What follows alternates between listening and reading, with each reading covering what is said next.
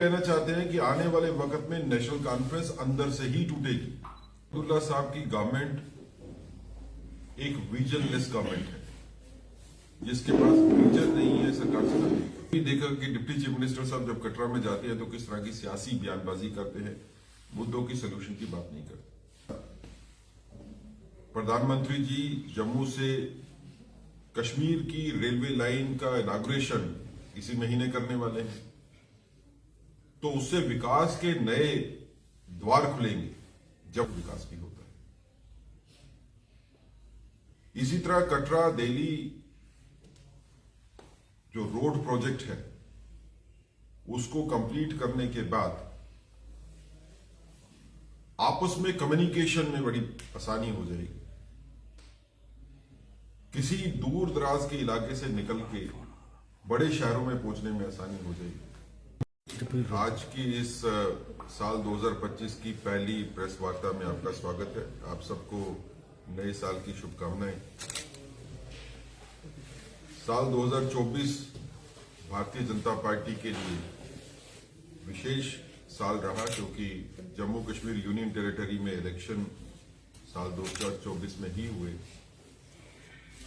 और 2024 में जिस तरह से लोगों ने भारतीय जनता पार्टी का साथ दिया और इतनी बड़ी मात्रा में भारतीय जनता पार्टी के नेतागण लेजिस्लेटिव असेंबली यूनियन टेरिटरी में जीत के आए। खासकर जम्मू संभाग की बात करें तो जम्मू संभाग में हमने तकरीबन जो है वो क्लीन स्वीप किया भारतीय जनता पार्टी ने, और कश्मीर संभाग में भी हमारी वोटों की संख्या जो है वो काफी ज्यादा बड़ी है अगर आप उसको पिछले चुनावों के साथ जोड़ते हैं। तो 2024 का साल भारतीय जनता पार्टी शुक्रिया अदा करती है जम्मू कश्मीर के लोगों का कि आप भारतीय जनता पार्टी के साथ, भारतीय जनता पार्टी की सोच के साथ जुड़े रहे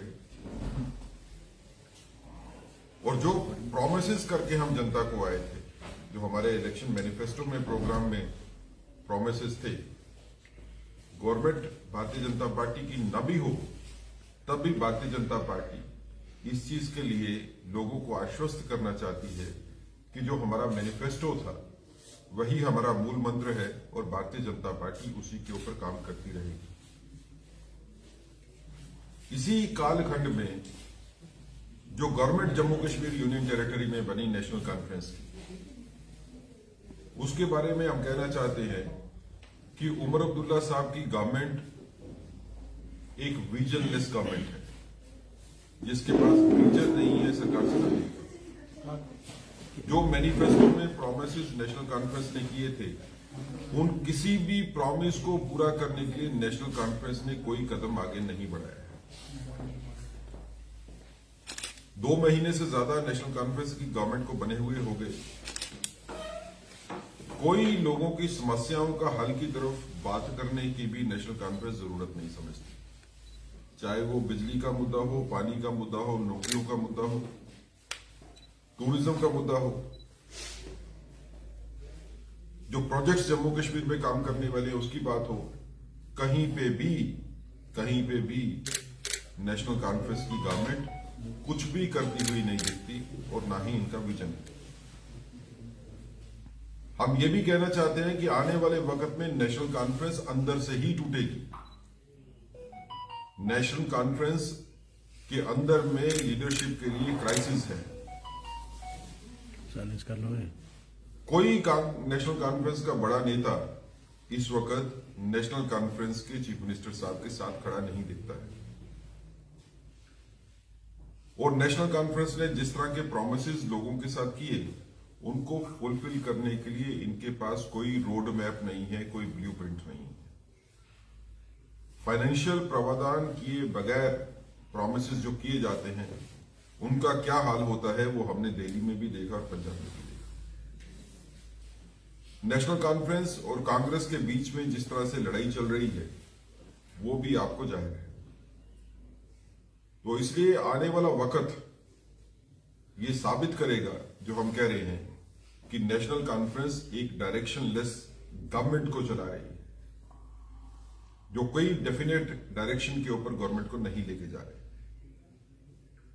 जम्मू में कुछ मुद्दे जो हैं वो उठाए गए, वो सियासी ताकतों ने उसको हवा देने की कोशिश की, जैसे रोपवे का मुद्दा हो। रोपवे का मुद्दा भारतीय जनता पार्टी का सबसे पहले आप लोगों के माध्यम से हमने बात की और ये रखा कि हल तो बातचीत से ही होगा। जो संघर्ष कमेटी बनी है उसको गवर्नमेंट से बात करनी चाहिए, उनको श्राइन बोर्ड से बात करनी चाहिए और मिलजुल के बैठेंगे तो हल निकलेगा ही। और वही हुआ, जब मिलजुल के बैठे तो मुद्दे का हल जो है वो निकल गया, जिसके लिए भारतीय जनता पार्टी अपने मेंबर पार्लियामेंट जुगल किशोर जी को, लेफ्टिनेंट गवर्नर साहब को, श्राइन बोर्ड को और संघर्ष कमेटी को भी साधुवाद देती है कि आप लोगों ने इस मसले का निपटारा अच्छी तरह से कर दिया और आगे से भी अगर कोई इस तरह का मुद्दा होगा तो आपसी बातचीत में ही खत्म होगा। लेकिन कांग्रेस हो या नेशनल कॉन्फ्रेंस हो, उन्होंने इस मुद्दे पे भी राजनीति करने की कोशिश की। हमने ये भी देखा कि डिप्टी चीफ मिनिस्टर साहब जब कटरा में जाते हैं तो किस तरह की सियासी बयानबाजी करते हैं, मुद्दों की सोल्यूशन की बात नहीं करते।